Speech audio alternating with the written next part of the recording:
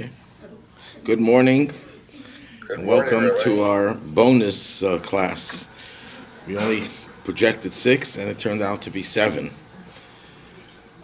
And as with other classes, each one of the subjects could have been a whole course, and not just a whole course, but a lifetime of courses. Torah is so vast, so expansive. I just got a notice that my hard drive with Jewish books, they just expanded it by another 6,000 or 7,000 books. So they're up to 120,000 Jewish books, Torah books. None of them are secular Jewish books, but just Torah books, commentaries on the Torah, the Talmud. And this hard drive, they're up to now 120,000 books. And every year they add another between 5,000 and 10,000 new books. So these are subjects that we're only trying to whet your appetite, give you a little taste, a teaser. Today we're going to talk about a survey of the commandments. And this deserves 613 classes minimum. So we're going to try to get it into less than an hour. And the question is, how many commandments are there in the Torah?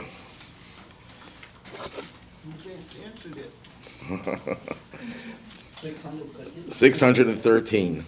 There is no such thing as 10 commandments. That's a misnomer. Nowhere does the Torah talk about 10 commandments. There is a grouping of commandments that are referred to as 10 statements. Aseret hadibrot. That word dibrot does not translate as commandments, but somehow through faulty translation, probably with the King James translation, which is full of corruptions in it and full of mistranslations, they got it to 10 commandments. And the reason why to me it's problematic is because most Jews are not aware of the fact that there are 613 commandments, because they heard of 10 commandments. If it would have been called the 10 statements, then you wouldn't realize, well, statements is one thing and commandments is another thing. In the body of the 10 statements, there are actually 14 commandments. And what is the definition of a commandment? If I tell you, stand up, that's a commandment. If I tell you, don't stand up, that's a commandment. So when you count the number of commandments in the Torah, how many orders to do things and how many orders not to do things, there's many more than 613. But so how do we get to the number 613? Because it says so in the Talmud. And the Talmud does not explain how it arrives at the number 613. By the way, the number 613, if you add them up, 6 plus 1 plus 3, what does it give you? 10.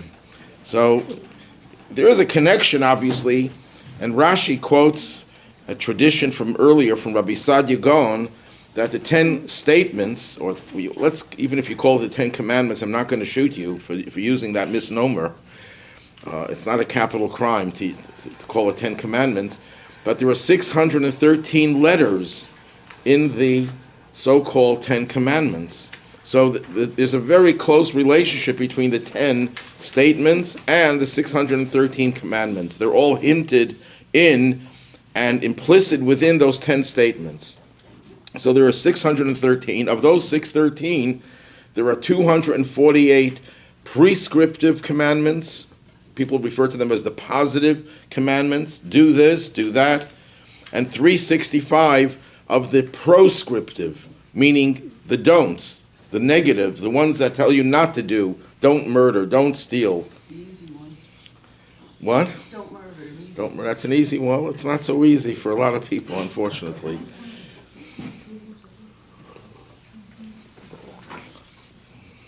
Yes. Can you remind me, I think I heard that Jewish people were called to observe the 10 statements, but Noahides only have to observe, like they're hopefully observing the 7. Okay, the question was, we have 613. What about everyone else outside of the Jewish people? They have what is called the 7 Noahide commandments. but it's misleading to call them only 7. Those are 7 categories. Let's say the commandment not to steal in the Torah, that could be 10 different commandments. Not to be burglarized, not to steal someone brazenly, not to kidnap, not to cheat your employees, not to overcharge. And there are so many different subsets of the one not to steal. So when you say 7, it's many more than 7, but it's 7 categories. What number are those with the 10 commandments? Is it like 4 through 10? I forget. No. The only ones that are in the so-called 10 commandments of the 7 is the one against murder and the one against theft. What? And the one against adultery, right. Those 3 are the only ones of the 7. Bearing false witness is not? No, that's not one of the 7. Now that could be included in one of the 7, because when you bear false witness, you're actually causing someone to lose their money in a court case. But also the 7th commandment is to establish courts that will legislate new laws to protect society. So if society says you shouldn't bear false witness, which is what any civilized society says, that's included. But it's not a separate commandment. It's implicit within the one that says you shouldn't steal, or the one that says you should establish courts and legislate laws to protect society.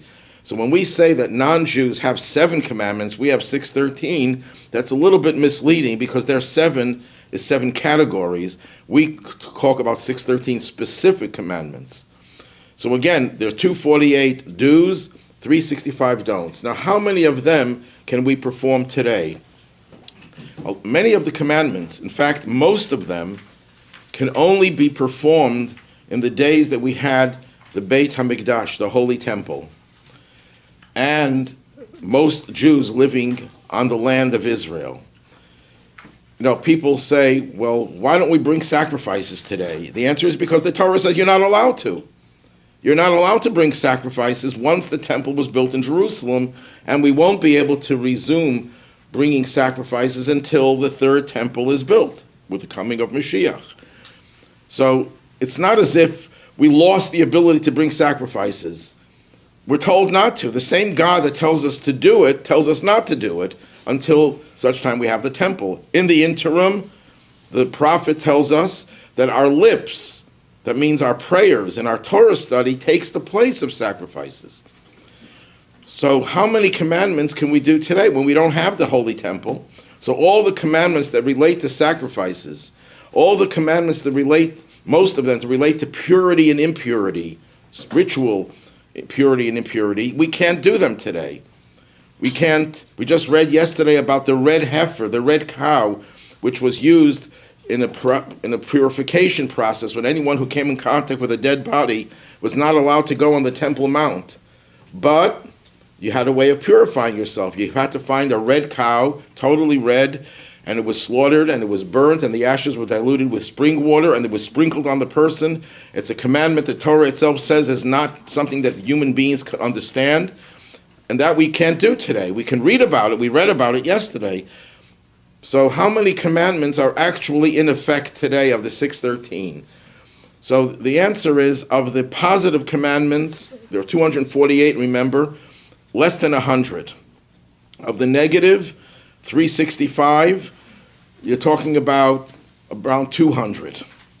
So a total of, let's say, 300, I'm giving you a very ballpark figure, less than half of the commandments can be observed today. Now, even the commandments that we could observe, not everyone has to fulfill all the commandments. For example, there are commandments that apply to a Kohen. A Kohen, for example, cannot marry a divorcee. Well, if you're not a Kohen, that's not something that will relate to you. If you're an employer, you have commandments that relate to an employer. If you're not an employer, you don't have to observe them because it doesn't pertain to you. So there are a lot of commandments that deal with specific individuals, specific situations. So if you're talking about how many commandments do we actually have to perform today that every Jew has to do on a regular basis, you're talking about maybe this is a wild ballpark guess, 150. So it's not as difficult as it may seem. There's a Yiddish expression, it's a shver zu sein a Yid. It's hard to be a Jew because we have so many commandments. Yes, we have a lot of commandments, but not as many are in effect all the time that we may have imagined. Now, there are two factors that have reduced the number of commandments we can do. The lack of the Beit HaMikdash, the Holy Temple, but there are also commandments that require the majority of Jews living in Israel. You ever heard of the Jubilee year? Every 50 years is a Jubilee year? That doesn't apply anymore. Why? Because you need the majority of Jews living in Israel to make that commandment applicable. And there are a lot of other tangential commandments that connect to that one. I discovered something 2 days ago. As I was saying my prayers, there's a psalm that we recite, and it says over there, Bona Yerushalayim Hashem, God will rebuild Jerusalem, which means the temple, and Nidche Yisrael Yechanes, and he will gather all the Jews from all over the world to Israel. So I don't know why, but maybe because I was thinking about this class, I decided I'm going to look at the word Nidche Yisrael, the dispersed of Israel, and I added up the word, because in Hebrew letters have numerical meaning. Every letter is a number as well, and Nidche Yisrael adds up to 613. In other words, what's hinted over there is what will give us the total of 613 when God rebuilds the temple and all the Jews are gathered back to Israel. When that happens, we have the total of 613. Right now, we have far fewer. Okay, so I divided the commandments into several categories here. The commandments deal with our attachment to God, the way we connect to God. Commandments that deal with festivals. Commandments that deal with authority. And the social commandments, and other miscellaneous. What is the total that I have over here? We don't have any, we're close to 613, of course. But we're going to go through them very quickly, and if you have any questions about any of them, feel free to interrupt me. I'm sorry to ask just one more question so I can understand. Yes, I'm giving you a quota, 613 questions, no more. Okay. With the Noahides, how they have 7 statements, categories to Right. fulfill, are those 7 within the 10? Because you mentioned 3. No, the 7 are, I'll just list the 7 so you'll have the answer yourself. They're not allowed to be they're not allowed to believe in other gods. So that would be, it's 4 because that's the second of the 10 statements. They're not allowed to be blasphemous towards God. They're not allowed to eat an animal without killing it first, which is cruel to the animal. Okay, then there's another one to establish courts. That's not in the 10 statements. Okay. So, the first commandment, I'm not going in order as they appear in the Torah. There are 2 systems of enumerating commandments. One system is the system of the Chinuch. Chinuch is a medieval commentary written in the 13th century where he lists all the 613 commandments in the order they appear in the Torah. According to that order, the first commandment is to be fruitful and multiply. Jews are obligated to be fruitful, to have children, if they could, obviously. It's something that God has to cooperate. But whatever we can do to have children, that's an obligation. So that's the first one that appears in the Torah. Maimonides has a different system. He counts the commandments thematically, based on the subject, not the way they appear, the order they appear in the Torah. But more or less, Maimonides and the Chinuch agree on what the 613 are. Chinuch was a little later than Maimonides, and he follows Maimonides. So we have, the first one is to know God. We're obligated to know God. What does that mean to know God? Not just to believe in God, but to believe that the God that to know The God that we believe in is beyond anything that a human being could possibly conceive of. In other words, whatever your conception of God may be, because you believe in God, because it's foolish to believe that the world just came about by itself, atheism is not just not true, it's also very childish. For someone to believe that a universe comes about by itself, and all the order in the universe is all just random, that's all childish and illogical, irrational. A rational being believes in God. You don't even need faith to believe in God. Just being rational is enough to believe in God. But it's not enough. According to Maimonides, it's not enough just to believe that there is a God who created everything. You have to believe that God is beyond everything that we could conceive of. To understand as much as we can understand about God and realize that He's beyond that. Of course, that's a subject that requires a lot more work and emphasis. Second one is God's unity. That means there's only one God. We say that in the Shema every day. We declare a belief in one God, which means not just that there aren't two gods, as the Zoroastrians believed, that there's a God, a higher God and a lower God, not just to negate the idea of a trinity, of three-part God, not just to negate polytheistic beliefs that there are who knows how many gods, there's a God for every natural phenomenon. That's obviously negated. But even to believe that God is a composite, Maimonides writes, you can't believe that God is made up of different parts, because that's a physical characterization of something, that it's made up of different parts. God transcends division. And that Maimonides goes further. To believe in one God means to believe there's nothing else that's true, no true existence other than God. And the Hasidic masters went even further, that there's nothing outside of God. Everything is a manifestation of God's power. Rabbi? Yes. So for the Noahide statements, they don't have to believe that, correct?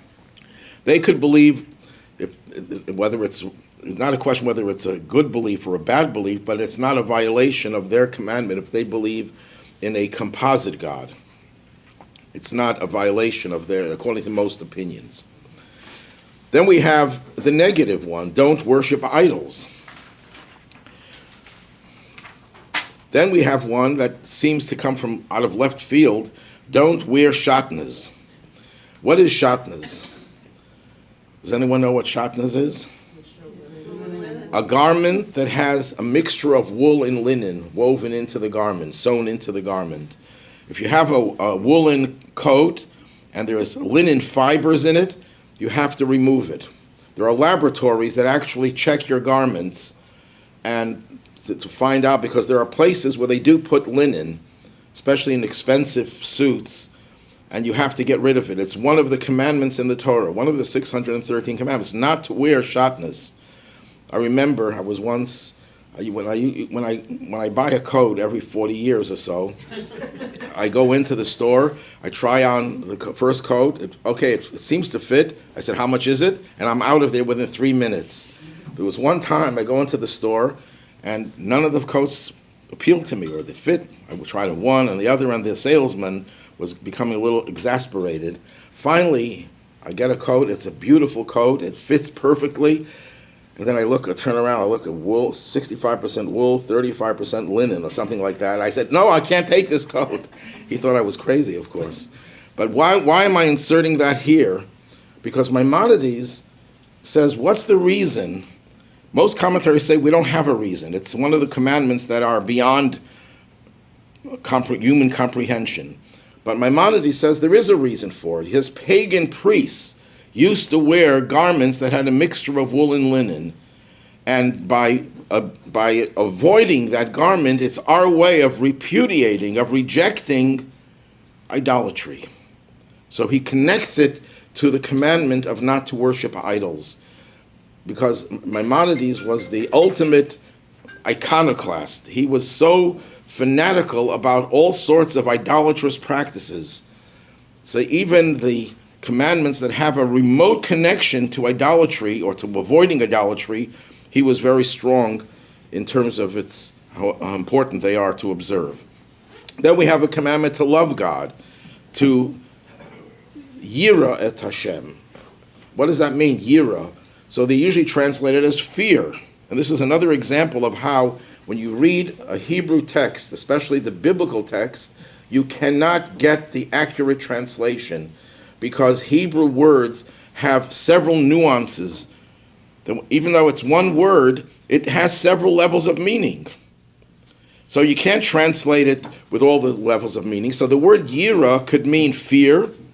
If a grizzly would walk in here all of a sudden, what would our emotion be? Fear. That's natural. But that's not what the word means necessarily. It could mean fear. It could also mean awe. I'm in awe. Someone, really incredible individual walks into this room, someone that we heard of, we read about, and we didn't expect the person, and we're in awe. If someone that you have a deep respect for, reverence, it can mean reverence. It can mean total submission to something that is above you and beyond you. So those are all valid meanings. But so that's why I chose the one in the middle, revere him. We're supposed to revere him. If it means, if for someone whose life is one that takes them far away from morality, and the only thing that stops you from committing a crime is that you fear God's retribution, so be it. It's better than nothing. I would rather have someone pointing a gun at me fear the policeman than not fearing the policeman. I'm not going to stop the person who's pointing the gun and says, you know what, I don't think it's right for you to fear the police because that shows you're on a very low level. I think you should have a little reverence for me. That's not going to work. Then we have a commandment to pray to God. Maimonides says every Jew is obligated to pray at least once a day to God. The rabbis made it 3 times a day because they want to make our lives difficult, so they add on more requirements. But at least once a day we have to pray to God. We have to cleave to God. How do you cleave to God? God is not a physical being. So the Talmud says by getting close to godly people, by getting close to people who have God very much in their lives, that God governs their lives. And you get close to these people by becoming their students, by doing business with them, associating with them. Whoever these people are, that's how you cleave to God. Then we have a commandment to read the Shema twice daily. It's not enough to believe there's one God. We have to affirm it verbally at least twice a day, in the morning and the evening. We have to emulate God. How do you emulate God? By following the things that God does. God takes care of the world. We have to take care of needy people. We look in the Torah, God clothed the naked. We have to clothe the naked. God buries the dead. He buried Moses. God gives life to people. We have to give life. Whatever we see God doing, we have to emulate him. Then we have a commandment, and this is unique to Judaism, to study Torah. And in fact, the Talmud says it's the most important mitzvah to study Torah. Knowledge is so crucial. It is one of the 613 commandments. Then we have a commandment to put on tefillin, and Maimonides counts as 2 separate commandments. You get two separate rewards, you could say, for putting on tefillin, because you put on the head and on the arm. It's interesting, Maimonides puts the head tefillin before the arm tefillin, even though we do it in the reverse order. First we put it on the arm and then the head, but that's a subject for another time. Then we have to wear tzitzis. Men are obligated to put on tefillin, and men are obligated to wear tzitzis, which means if we wear a 4-cornered garment, we're supposed to put tzitzis, like strings, on each of the 4 corners to remind us of all the commandments. If you'll ask, why do women not have some of these commandments? You can ask me at the end of the class. Then we have a commandment to put a mezuzah. A mezuzah is a scroll which has the Shema in it, among other things, and we affix it on the doorposts of our homes, of every door in our home, not just the front door, every door except a bathroom, a closet, or any other tiny little room that's not, well, that would be a closet that doesn't have the requisite dimension. But we have to put on every door of our homes. Obviously, one mezuzah at the front is better than none, but nevertheless, the obligation is on all the doorposts of our home. Then there's another commandment, which very few people actually do. Write a Torah scroll. That every Jew has to write a Torah scroll. Now, how many over here in this room have written a Torah scroll? One have actually written a whole Torah scroll. Okay, I include myself in that category. I have never written a Torah scroll. Maimonides, interestingly, wrote us his own Torah scroll. He was, besides everything else, Maimonides, I don't know where he had the time, he wrote a whole Torah. He writes about it, that how he wrote it and how he figured out how to make the parchment and so on and so forth. So how do we fulfill this obligation? To write a Torah scroll, you have to be a trained scribe, and it takes hundreds of hours, thousands of hours to do. So the answer is, there are different explanations. One explanation is that if you actually write a letter or fix a Torah scroll that is not kosher, because it's something happened to one of the letters, it's as if you wrote the Torah scroll. Others say that the Torah didn't mean literally a Torah scroll. It meant a book that teaches you Torah. Now that we have so many books of Torah knowledge, Talmud, commentaries, anytime you buy a book, a Torah book, a book that's related to the Torah, you fulfill that obligation. So that makes it much easier. But many people make an effort. When a community, we had this a few years ago, we had a Torah scroll that was completed. A lot of synagogues do this, and people are able to purchase a letter or a word or whatever in that Torah scroll. It's as if they are part of that mitzvah of writing the Torah scroll. Then we have a commandment to recite grace after meals. Birkat Hamazon. We have to thank God for the food. That law biblically applies only when you eat bread. The Rabbi extended it to all other foods as well, that there's a shorter version when you eat other foods. And also the rabbis instituted saying a blessing before you start eating. Then there's a commandment for us to build the Beit HaMikdash. We're obligated to build the Holy Temple. So why aren't we doing it? And the answer is we have impediments. What are the impediments? There's obviously a mosque there that the Arabs control. And if we would try to demolish the mosque to build a temple, it would probably get them a little bit upset. Not too much, a little upset. So that is an impediment. But there are other impediments that has nothing to do with the Arabs. We don't exactly know the precise location where the altar has to be built. And the altar has to be built exactly where it was built with the second and first temple. And since there's some discussion about, speculation about where it is, but most scholars believe that we can't pinpoint it, and we'll need Mashiach to tell us where it should be built. There are a lot of other technical impediments to building the temple.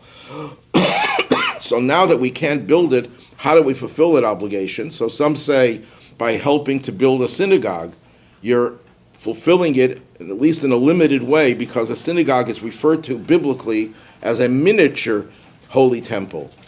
Also by learning about the Beit HaMikdash, how it's built, what are its requirements. Whenever you learn about something, it's as if you're actually performing it in the absence of being able to do it physically. Another commandment is teshuvah. Literally, it means return to God. That a Jew is obligated when they make mistakes, and some of us once in the blue moon will make some mistakes and transgress, do something wrong. We have a commandment to repent.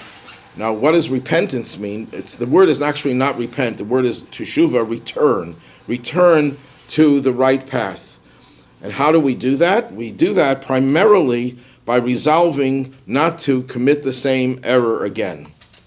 When you make that resolve, you fulfill the basic minimum requirement of teshuvah. Of course, that's not enough. If you want to do it in a real sincere and perfect way, you have to also have regret for the past. You have to feel that you did something wrong. You have to feel a little bit of guilt. Jewish guilt is not always a negative thing. Sometimes a little guilt is healthy for us. And then we build on that guilt and that resolve for the future. Then there's a mitzvah to circumcise our baby boys at the age of 8 days, if health permitting. I just want to mention, because I think it's tragic that in our society today, there are a lot of Jewish people who have doctors do the bris in the hospital before the 8th day. That is not kosher. And number two, it's better not to have a doctor do it, because doctors have botched many circumcisions. They're not trained well to do it. And I've heard horror stories from doctors doing it. The mohel is the most qualified person to do it, does it in a much more quickly, much less pain, and so on and so forth. Then we have a commandment not to swear falsely and not to swear in vain. Because, why do I list this in the commandments of attachment to God? Because Maimonides writes, and I left that commandment out, that swearing, giving an oath, is a way of serving God, if you are known to be a righteous person. In other words, if you come to court, Jewish court, with a claim, and they say, okay, we hear your claim, would you swear to God that your claim is true? That's a tremendous burden, because when you invoke God's name in your commitments, it's as if you're dragging God into your business. And if you're not telling the truth, it's worse than lying. Lying is also against the Torah. You're not allowed to lie. But if you swear falsely, what you're doing is making God an accomplice to your lie. It's the only sin. Every sin that we do, present company excluded, of course, no one here has ever sinned, but those people who sin in spite of God. They forget about God, or they don't care about God. When you swear falsely, you are using God for your sin. You're schlepping him, that's French for dragging him into your sin. It's like when someone murders someone, and somehow he's able to get God to be his accomplice in the murder. That's worse than just committing murder, when you're making God part of that crime itself. And that's why most Jews would rather lose their case of millions of dollars rather than swearing in court, even if they know it's true, because it's such a frightening prospect that in case you're not 100% sure, but even if you are sure, you feel, I don't want to drag God into my petty matters. And many people, there are many stories of Jews who would lose tremendous amounts of money because they refused to swear that they were telling the truth.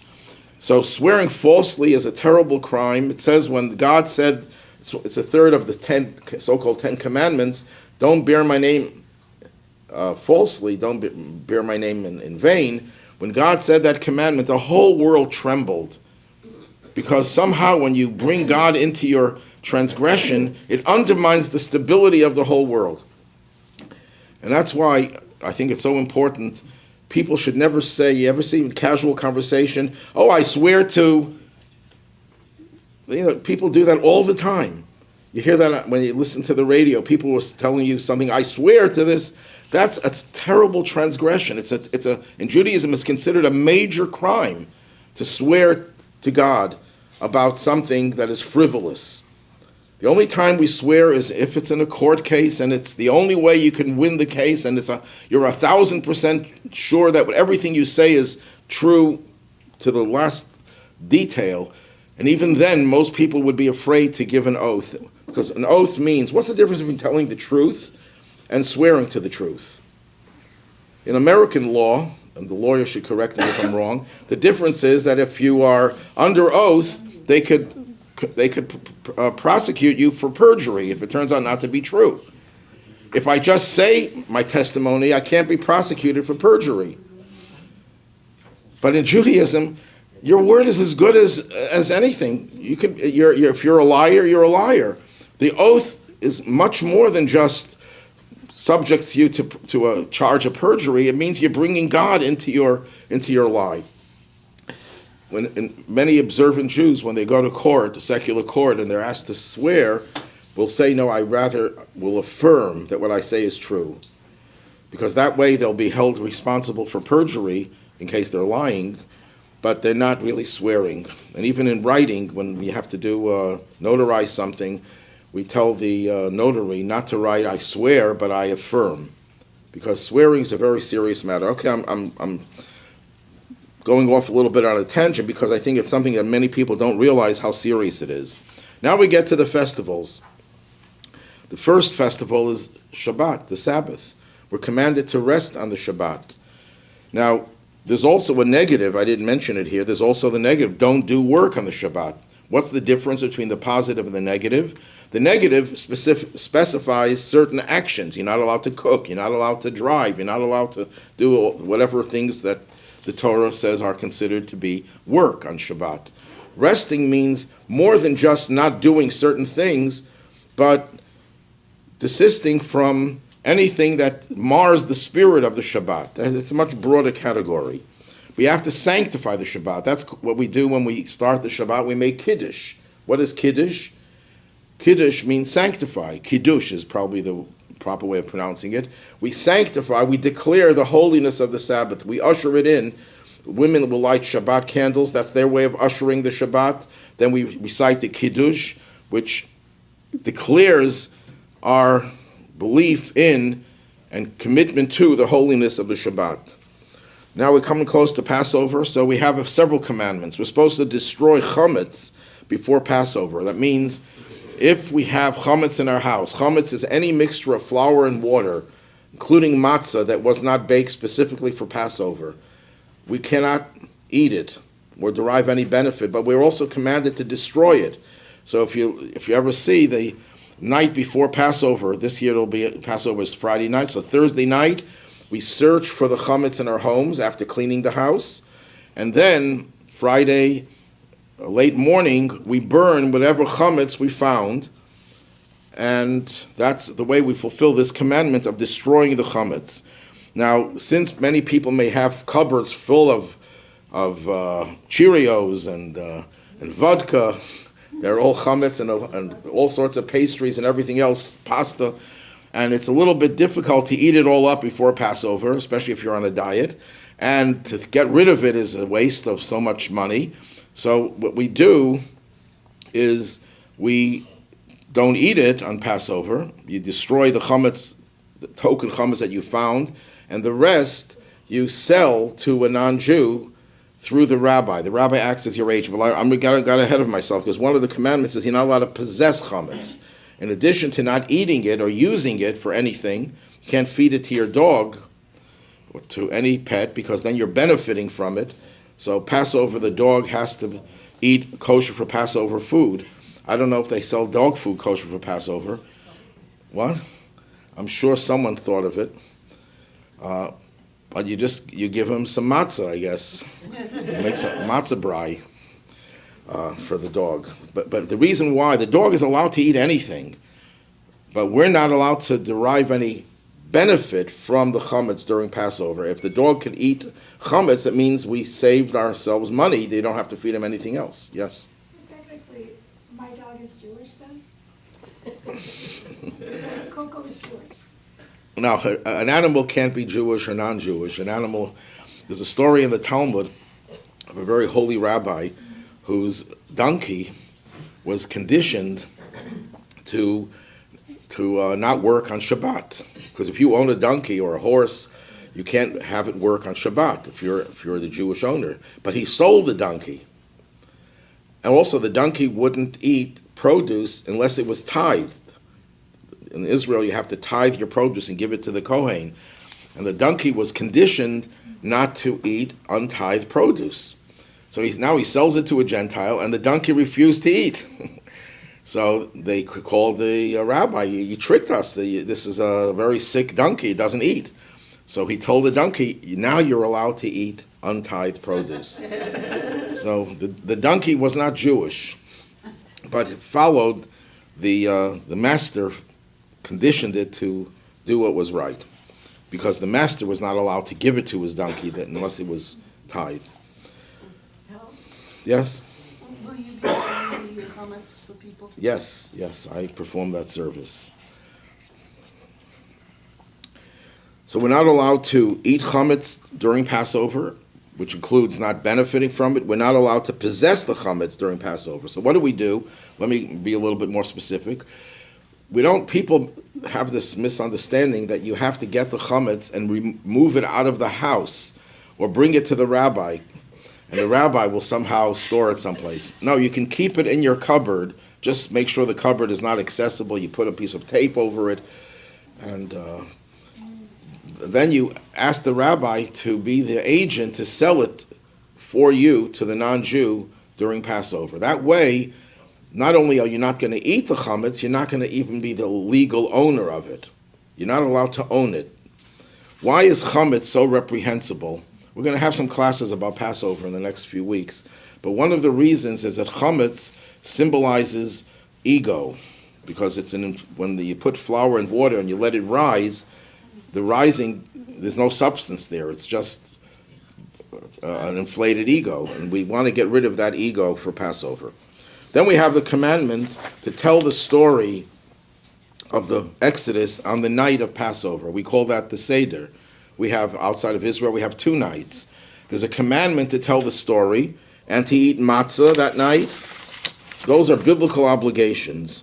What about drinking 4 cups of wine? That's rabbinical. The rabbis added on the 4 cups of wine. Biblically, there are 2 obligations.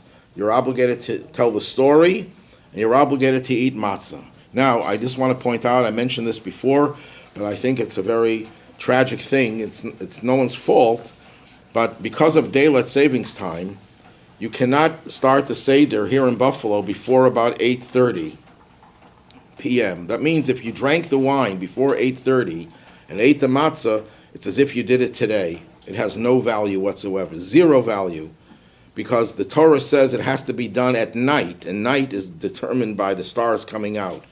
So what should people do if they have their guests and their relatives and their friends at the Seder table, let's say 6 o'clock? So Jews know how to talk a lot. So just talk, schmooze, you know, socialize, and eat your brisket, if that's what you eat on the Seder night, with whatever other foods you eat, but don't touch the matzah or the wine until 8:30.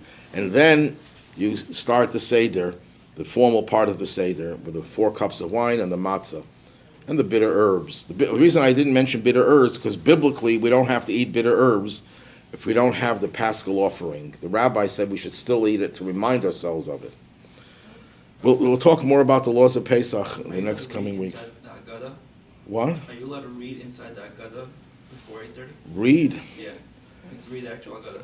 No, lightning will come down and zap you if you do. The question was, are you allowed to read the Haggadah before 8:30? The answer is you could read it, but you didn't fulfill the obligation, so you have to read it over again.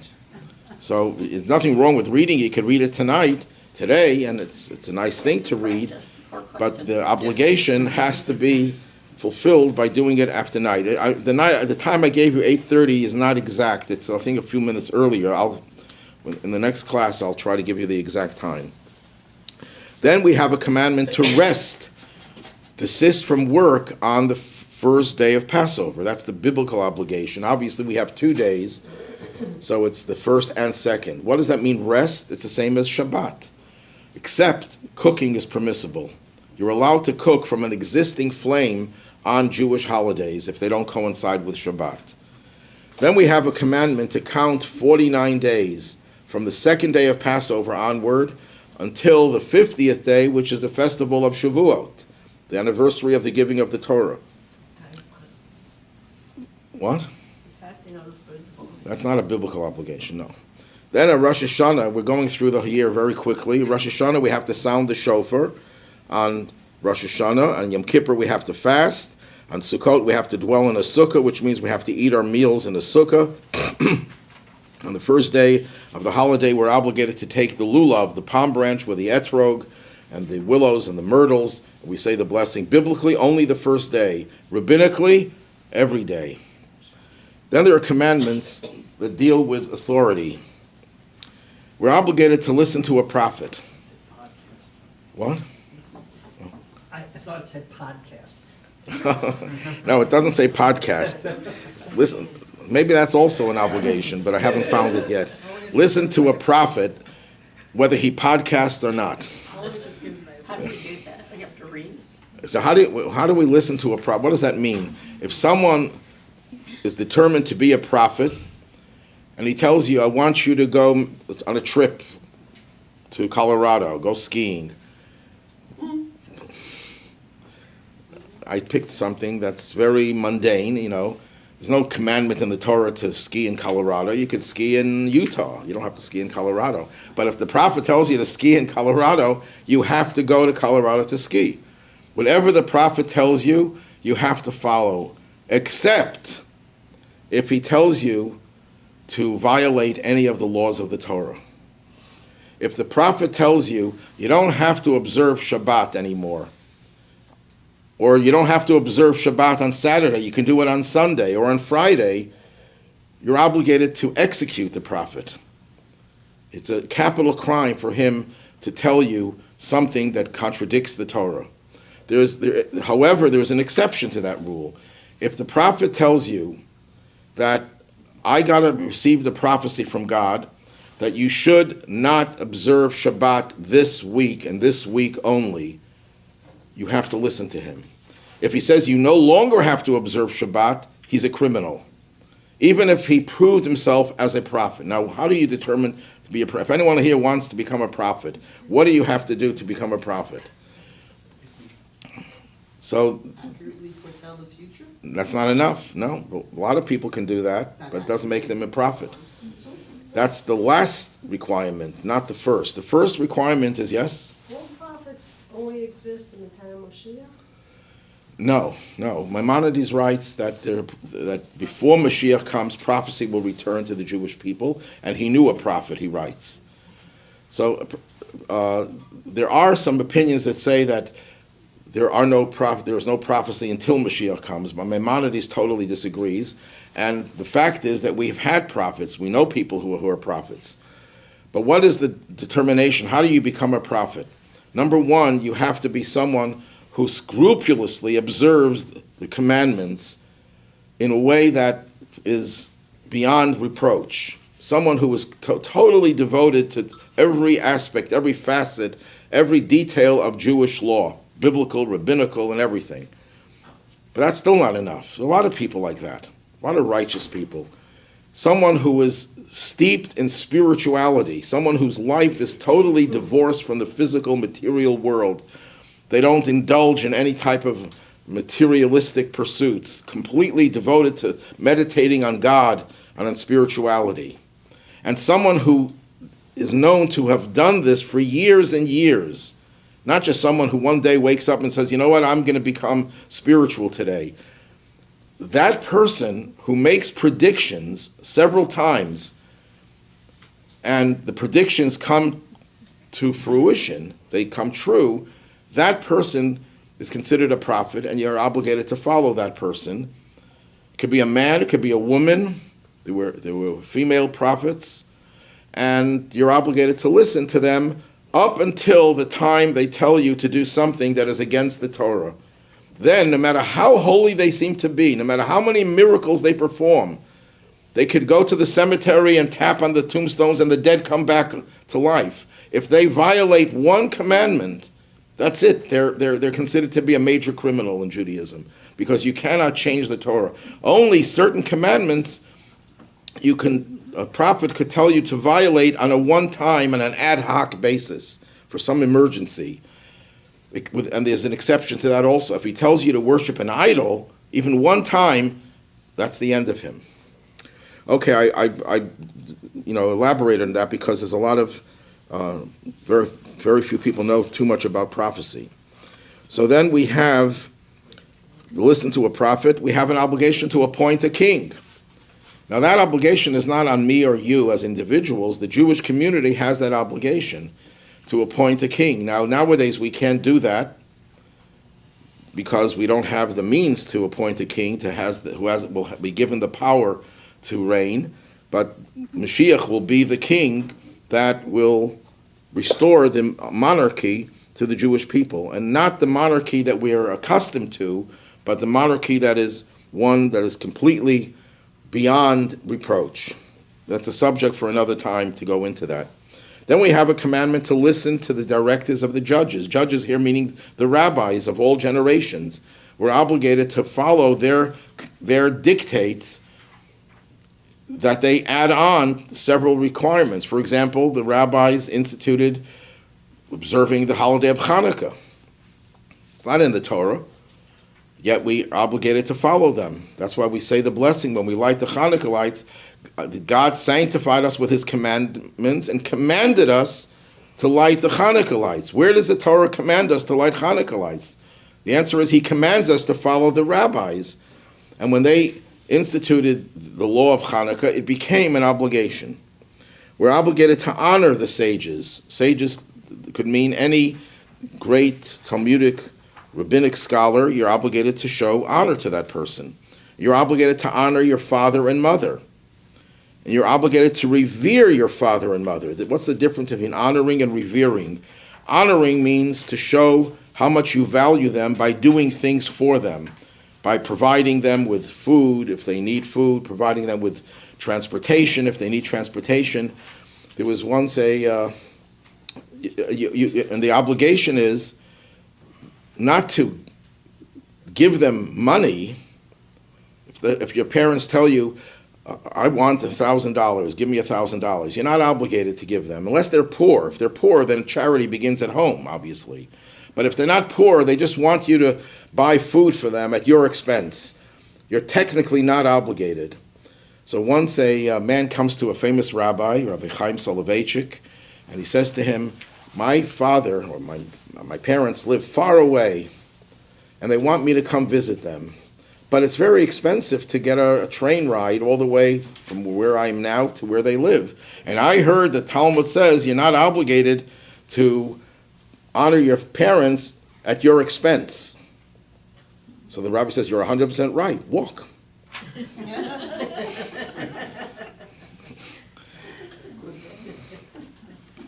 So honoring means to provide them with their needs.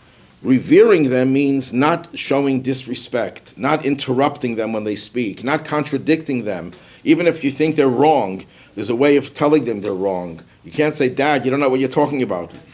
You say, Dad, didn't you teach us this and this? Doesn't it say in the Torah this and this? Do it in a respectful way. Don't sit in their seat. Don't call them by their name. I know this is something that's happening in society today where children call their parents by their first name. And that's against the law of showing reverence. You can't treat your parent as your best friend. Your parent could be your best friend in addition to being a parent, but you can't limit the person to a best friend. Does that extend to in-laws? The in-laws? Yes, but not biblically. Just out of respect. Yes, out of respect. In-laws and even outlaws. Yeah. Okay, the social commandments. We'll go through this very quickly. Love your fellow.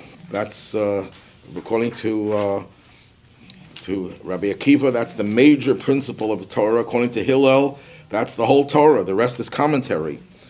And there's a special commandment to love a convert. Now, a convert is just like any other Jew. You have to love him or her. But in addition, the Torah says you have to make an extra effort to show love to a convert because they are usually without connections to the community and they're not part of it naturally. So you have to go out of your way to show them love and compassion. You have to give tzedakah. Biblically, you're obligated to give charity. The Torah doesn't say how much. The rabbis said at least 10% of your net income has to be given to charity, preferably 20%. You're obligated to lend money to the poor, but also to the rich. poor come first, obviously. But if a rich person, if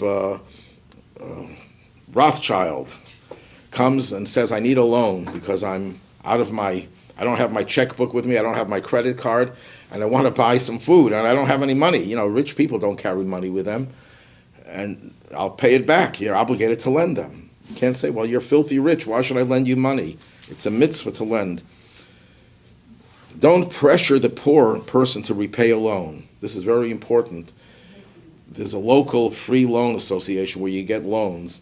They have to be very careful. If someone can't pay what they borrowed, and because of their poverty, you're not allowed to pressure them. You're allowed to ask them to repay, but if you see that they're very uncomfortable because of the situation, you're not allowed to pressure them to repay.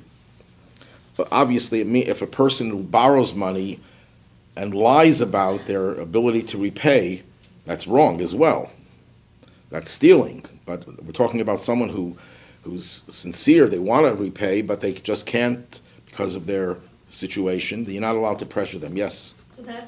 So if you loan somebody money, whether they're Jewish or non-Jewish, you can't pressure them to pay. Right.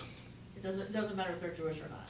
Well, the laws of lending money or charity to non-Jews comes under another category of creating peace between people. So it's under a different rubric, but it would be the same thing. If you're going to start pressuring people, poor people, it's not going to create a lot of peace.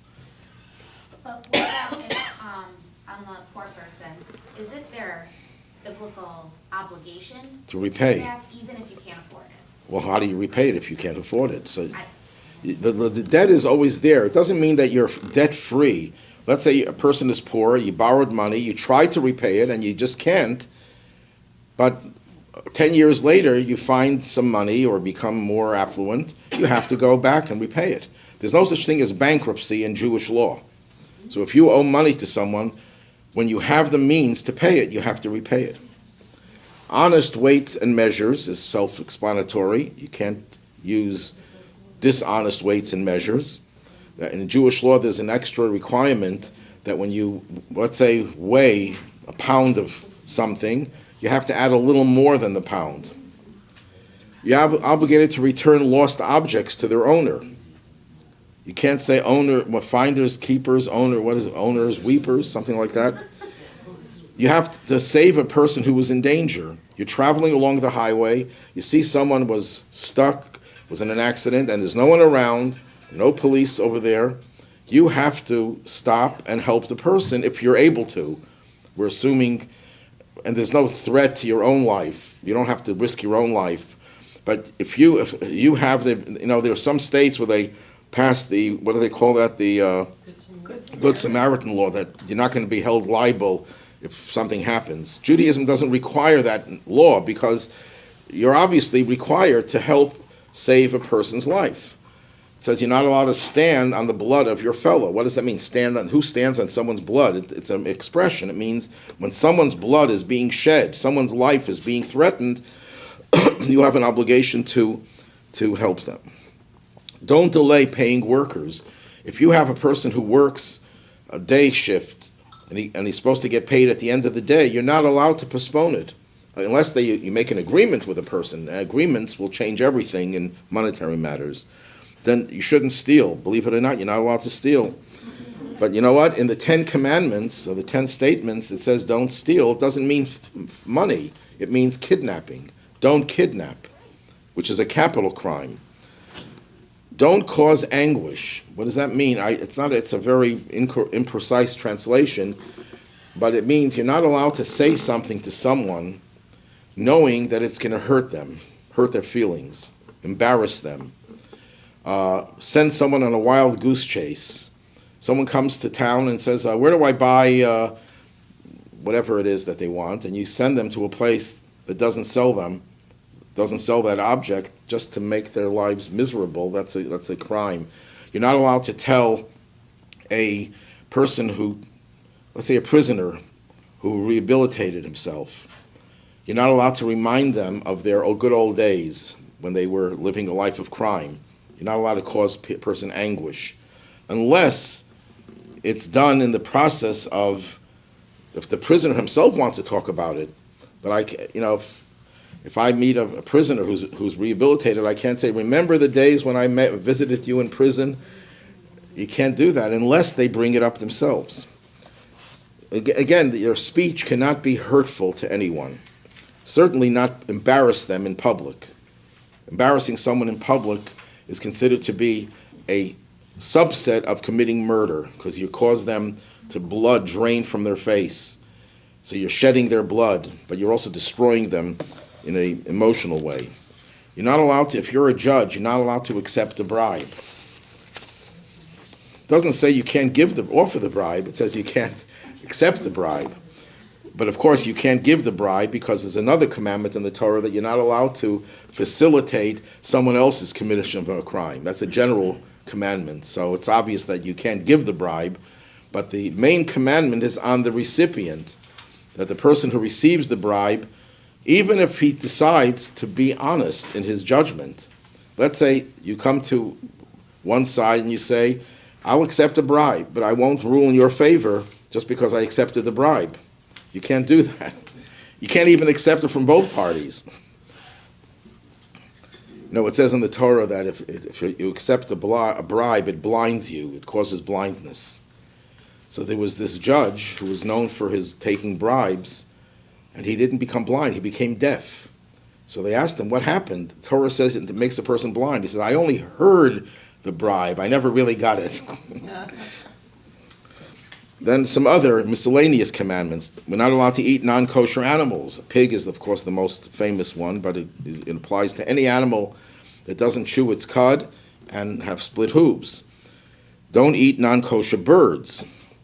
The Torah tells us what birds are not kosher. It lists all the non-kosher birds. Since we don't really know exactly which ones are what those species are, we can identify some of them accurately, but we don't know all of them. We don't eat any birds unless the ones that have traditions that we eat, like chicken, turkey, duck, goose, not even all ducks and all geese, but those are the birds that are known to be pigeons.